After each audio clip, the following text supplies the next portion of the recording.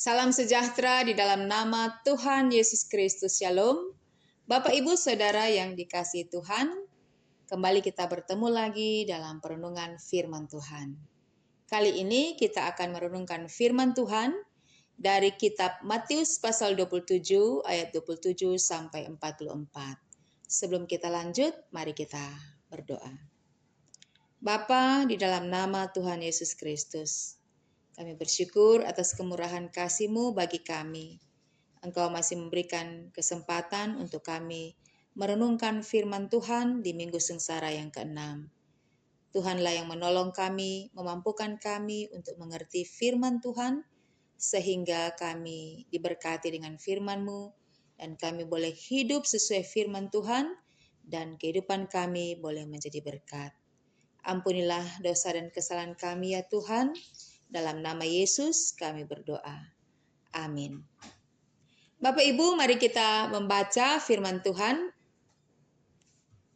dalam kitab Matius pasal 27 ayat 27 sampai ayat 44.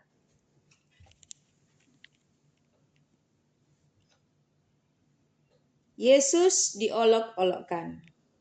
Kemudian serdadu-serdadu wali negeri membawa Yesus ke gedung pengadilan, lalu memanggil seluruh pasukan berkumpul sekeliling Yesus. Mereka menanggalkan pakaiannya dan mengenakan jubah ungu kepadanya. Mereka menganyam sebuah mahkota duri dan menaruhnya di atas kepalanya, lalu memberikan dia sebatang bulu di tangan kanannya. Kemudian mereka berlutut di hadapannya dan mengolok-olokkan dia, katanya, "Salam hai Raja orang Yahudi." Mereka meludahinya dan mengambil bulu itu dan memukulkannya ke kepalanya. Sesudah mengolok-olokkan dia, mereka menanggalkan jubah itu daripadanya dan mengenakan pula pakaiannya kepadanya. Kemudian mereka membawa dia keluar untuk disalibkan. Ketika mereka berjalan keluar kota, mereka berjumpa dengan seorang dari Kirene yang bernama Simon.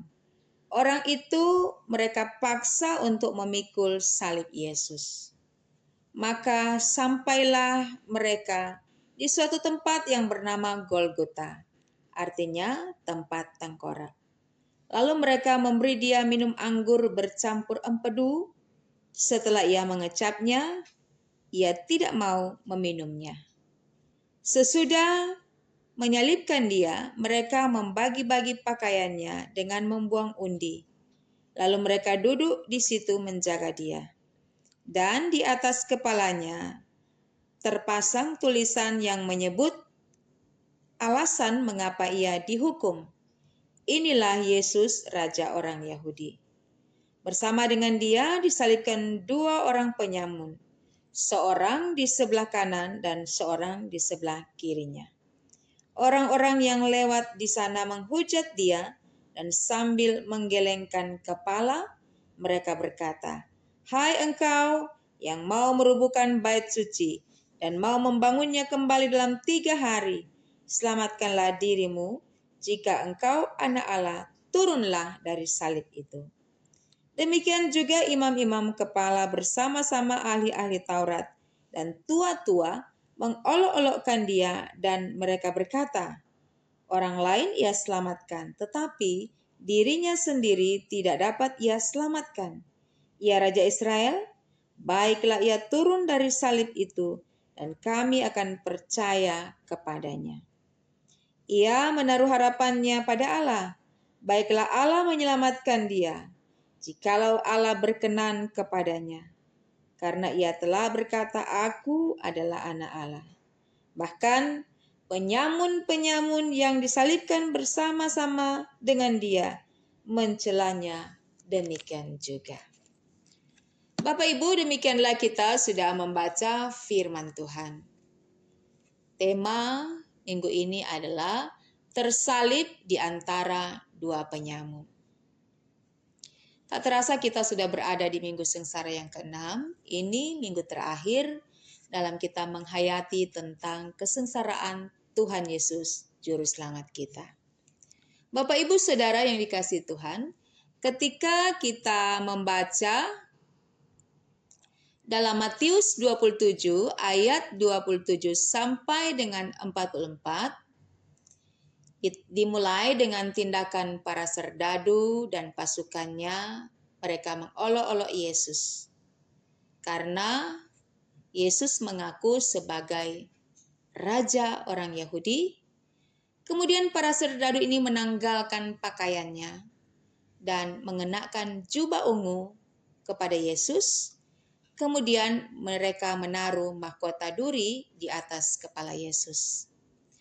Mahkota duri ini adalah dianyam dari tanaman yang banyak tumbuh di pinggir jalan. Nama tanaman itu adalah Phalaenopsis spina Christi. Panjang durinya 5-10 cm. Dan mereka memberi kepada Yesus sebatang bulu di tangan kanannya. Ini adalah tindakan mengolok-olok seolah-olah Yesus memegang tongkat kerajaan. Dan kemudian mereka menyembahnya, katanya, "Salam hai Raja orang Yahudi." Kemudian sesudah itu mereka meludahi Yesus. Dan mereka memukul kepala Yesus dengan bulu itu. Dan sesudah mereka memukul dengan bulu, maka mereka menanggalkan kembali jubah ungu itu dan mengenakan pakaian Yesus sebelumnya. Kemudian sesudah itu mereka membawa Yesus keluar dari ruangan pengadilan untuk disalibkan. Selanjutnya, Yesus dibawa untuk disalibkan di suatu tempat yang bernama Golgota. Dalam bahasa Aram, artinya tempat tengkorak. Dalam bahasa Latin disebut Kalvari. Tempat Yesus disalibkan ini adalah dekat dengan suatu taman, dan di dalam taman itu ada kuburan yang masih kosong, artinya belum digunakan. Dan di sanalah Yesus dikuburkan. Kita bisa melihat itu dalam Yohanes 19 ayat 41. Yesus itu dihukum dengan cara disalib. Salib adalah alat hukuman mati yang sangat ngeri dan menakutkan. Dan penyaliban yang dilakukan kepada Yesus adalah eksekusi kematian dengan cara yang kejam dan menyakitkan yang pernah ada di dunia ini. Nah, proses penyaliban itu memerlukan waktu yang cukup lama, sehingga seorang yang tersalib juga akan merasakan penderitaannya yang lebih panjang. Beda dengan hukuman mati dengan cara ditembak. Dalam hitungan beberapa waktu yang singkat, maka telah terjadi kematian. Penderitaan saat menjelang kematian, itulah esensi dari penyaliban. Dan Yesus disalibkan jam 9 pagi dan Yesus mati jam 3 sore. Tersalib di antara dua penyamun. Matius 27 ayat 38. Berarti Yesus ditempatkan di tengah-tengah dari dua orang penyamun ini. Yang satu di sebelah kanan dan yang satunya lagi ada di sebelah kiri. Penyamun artinya adalah juga penjahat. Kalau Yesus disalibkan di antara kedua penyamun ini, itu berarti atau dapat kita pahami bahwa Tuhan Yesus pun disejajarkan dengan seorang penjahat atau pelaku kejahatan.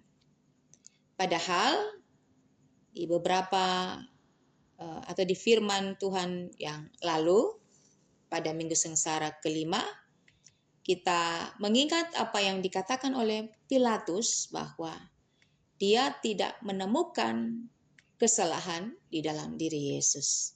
Itu artinya bahwa Yesus adalah orang benar, tidak berdosa, dan ia bukan seorang penjahat. Tapi kenyataannya ia diperlakukan sebagai seorang penjahat, bahkan tersalib di antara dua orang yang adalah pelaku kejahatan, yang memang pantas untuk menerima hukuman salib. Dan di atas kayu salib pun Yesus masih mendapatkan hujatan, olokan, celaan, dan hinaan. Kalau kita memperhatikan dari mulai ayat 27 sampai 44, kita akan menjumpai di sana bahwa penghinaan, makian, diludahi, dipukul, diolok-olokan, dicela. Itu terjadi ketika Yesus ada di dalam ruangan pengadilan, bahkan sampai ia tergantung di kayu salib pun Yesus mengalami penderitaan. Dari serdadu-serdadu, dari orang-orang biasa yang lewat di depan salib Yesus, tetapi juga dari kedua penyamun ini dan dari imam-imam kepala, ahli-ahli Taurat, dan tua-tua orang Yahudi. Mereka adalah orang-orang yang beragama, orang-orang yang selalu berhubungan dengan hukum Taurat.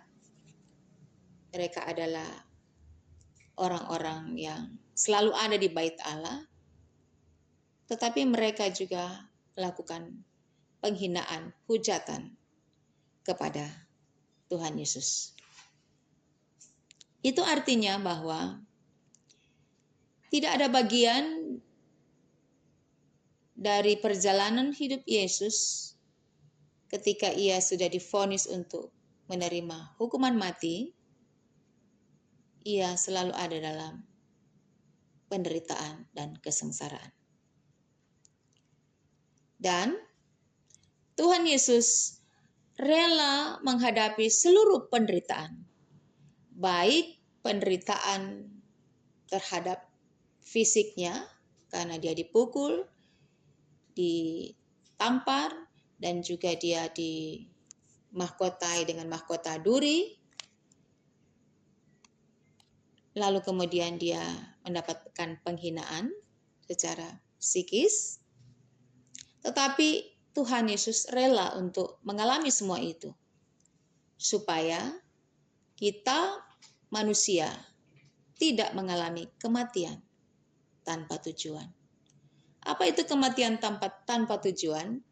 Yaitu kematian kekal, tidak punya pengharapan, binasa. Nah, di dalam Roma 6 ayat 23 mengatakan bahwa upah dosa ialah maut, tetapi karunia Allah ialah hidup yang kekal. Kita sendiri sebagai manusia itu tidak dapat menolong diri kita sendiri. Mengapa? Karena kita berdosa. Kita orang berdosa, manusia yang berdosa. Yang dapat menolong kita adalah manusia yang tidak berdosa. Dan itulah Tuhan Yesus. Allah yang hadir dalam dunia ini dalam tubuh manusia.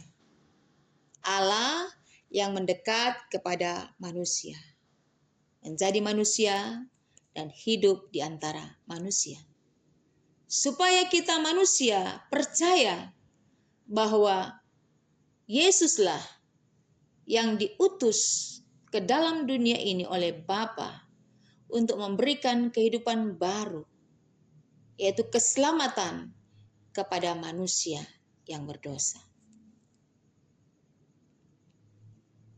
Mengapa Tuhan rela mengalami penderitaan? Karena Tuhan mengasihi kita. Kita begitu berharga di mata Tuhan. Dan Tuhan tidak mau ada yang terhilang dari antara kita. Keselamatan diperuntukkan bagi seluruh manusia dan dunia ini. Tidak ada yang terkecuali. Dan tidak ada keselamatan yang terjadi begitu saja atau terjadi dengan sendirinya.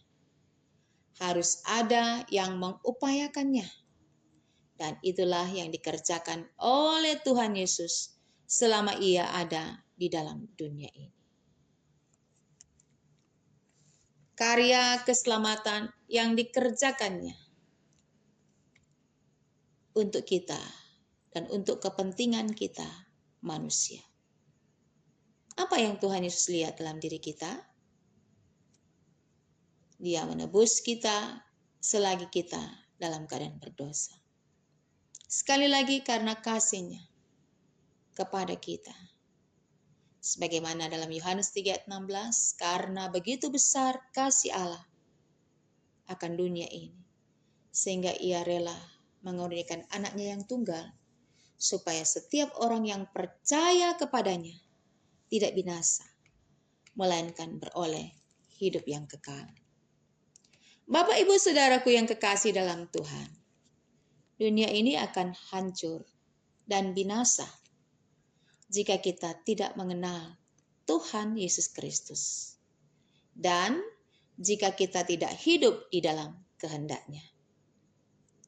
Lihatlah apa yang terjadi atau yang dilakukan oleh orang-orang di sekitaran penderitaan Yesus, secara khusus dalam bacaan pada Minggu Sengsara yang ke-6, Matius 27 ayat 27 sampai 44. Lihatlah perbuatan mereka, brutal, memberontak, kejam, jahat, suka main hakim sendiri, tidak peduli dengan penderitaan orang, tidak mau tahu, suka berdusta, suka berbohong, suka memanipulasi, membenci, iri hati, mendendam, menghancurkan, menajiskan, mengolok-olok. Nah, itu yang terjadi dan yang dialami oleh Tuhan Yesus. Perbuatan-perbuatan yang dialami oleh Tuhan Yesus sebagai juru selamat manusia. Bapak Ibu yang kekasih dalam Tuhan, kita sudah menghayati penderitaan Tuhan Yesus selama 6 minggu sengsara. Ini menyampaikan bahwa benar-benar terjadi, bukan peristiwa atau cerita belaka, tetapi ini adalah fakta sejarah yang pernah terjadi. Itulah sebabnya di dalam pembacaan firman Tuhan ini kita menemukan ada tempat-tempat seperti Golgota, di mana Tuhan Yesus disalibkan. Itu berarti bahwa peristiwa keselamatan yang dikerjakan Tuhan di dalam dunia ini, itu benar-benar adalah sebuah kenyataan yang terjadi. Apa yang harus kita lakukan?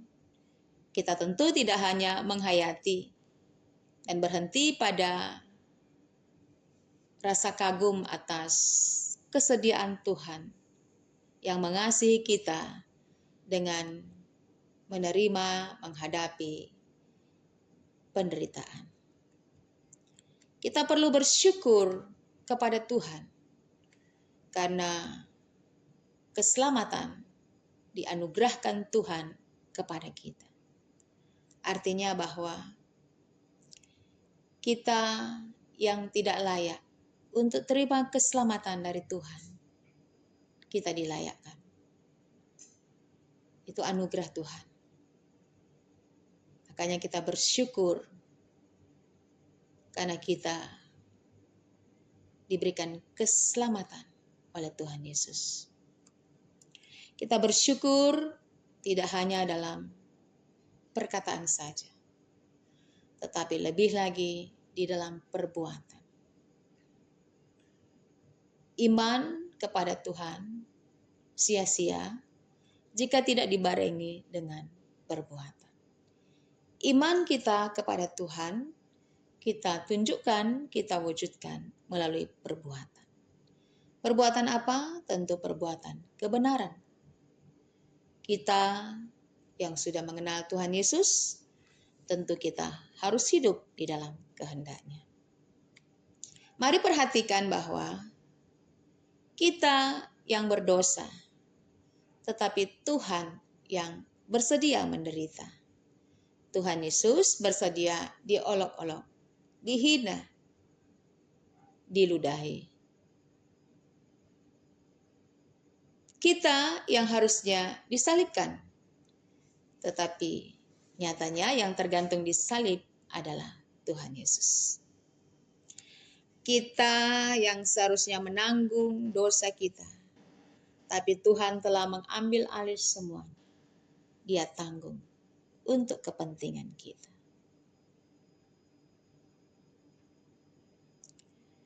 Dari apa yang dialami oleh Tuhan, kita melihat bahwa Tuhan Yesus dalam pembacaan ini, Dia berdiri seorang diri sebagai orang yang benar di tengah-tengah orang-orang yang berlaku jahat kepadanya. Tetapi Dia tidak tercemar oleh karena perbuatan orang-orang yang jahat kepadanya. Dia tetap agung dan mulia. Dia tidak berubah walaupun di kanan kirinya, penyamun di kanan kirinya, itu pun mengolok-olok Dia. Kita melihat di sini bahwa Tuhan Yesus sementara menghidupi firman yang Dia sendiri ajarkan kepada murid-murid-Nya, termasuk kepada kita. Itu dapat kita lihat dalam Injil Matius pasal 5 ayat 39. Tetapi aku berkata kepadamu, janganlah kamu melawan orang yang berbuat jahat kepadamu, melainkan siapapun yang menampar pipi kananmu, berilah juga kepadanya pipi kiri. Yesus menghidupi firman-Nya. Ia telah mengajar kepada murid-murid-Nya. Dan yang kita baca dalam Injil Matius 5 ayat 39 adalah salah satu bagian dari pengajarannya tentang tidak membalas kejahatan dengan kejahatan.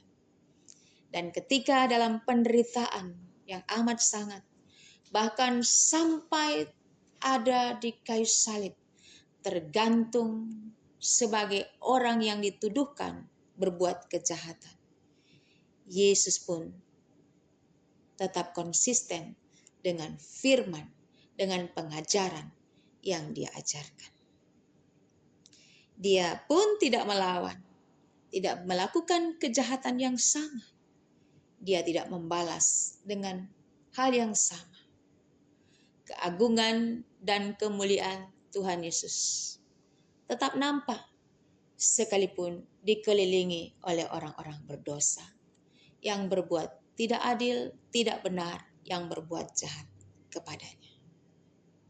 Kita bersyukur karena Tuhan mengajar kita bukan hanya melalui perkataannya saja, tetapi Dia juga sebagai guru agung Tuhan kita mengajar melalui hidupnya kepada kita. Suatu teladan hidup yang perlu untuk kita teladani. Ketika kita menjalani kehidupan dengan rupa-rupa hal, dengan rupa-rupa masalah, dengan rupa-rupa perbedaan dan pandangan kita dengan orang lain. Apakah kita punya kemampuan yang sama? Tetap menjadi orang benar di lingkungan orang-orang yang bersikap tidak adil, tidak benar, berlaku jahat, berlaku tidak sepantasnya kepada kita? Apakah kita dicemari oleh perbuatan-perbuatan yang jahat yang diarahkan kepada kita? Apakah kita tetap menjadi murid Tuhan Yesus yang sudah tahu kebenaran dan hidup dalam kebenaran dan tidak tercemar oleh karena perbuatan orang-orang yang tidak baik kepada kita, ataukah kita berubah oleh karena lingkungan yang mendesak kita dan bahkan hanya kita satu-satunya yang berperilaku sebagai orang benar dan kita tidak mampu menahan godaan, tantangan, hambatan. Ketika kita jadi murid Tuhan Yesus, 6 minggu sengsara, kita telah belajar banyak dari kesengsaraan Tuhan Yesus. Ketika pun guru agung kita mengalami kesengsaraan, dan dia tetap bertahan menjadi yang benar, maka itu pun seharusnya juga memotivasi kita bahwa kita akan menghadapi hal-hal yang sama, katakanlah demikian, dalam kita mengikuti Tuhan Yesus. Tetapi barang siapa yang bertahan dan setia sampai akhir, dialah yang akan memperoleh kemenangan. Dan bukankah Tuhan tetap konsisten untuk tetap taat kepada perintah Bapanya dalam rangka karya selamat untuk manusia dan seisi dunia ini. Apapun yang dia hadapi, ia tidak menyerah pada tantangan dan ujian, pada penderitaan dan hinaan, tetapi justru ia maju melangkah demi kepentingan kita manusia. Maka biarlah kita semua akan menjadi orang-orang yang percaya kepada Tuhan Yesus dan melakukan firman-Nya. Dan di mana saja kita berada, kita boleh menjadi berkat untuk semua orang. Dan semua orang mengenal Tuhan Yesus melalui cara dan gaya hidup seperti Kristus yang ada pada kita. Tuhan Yesus memberkati kita semua. Amin. Mari kita berdoa. Bapa, terima kasih sebab Engkau berkenan untuk kami boleh mendengarkan firman Tuhan setelah kami membaca firman-Mu dari Alkitab.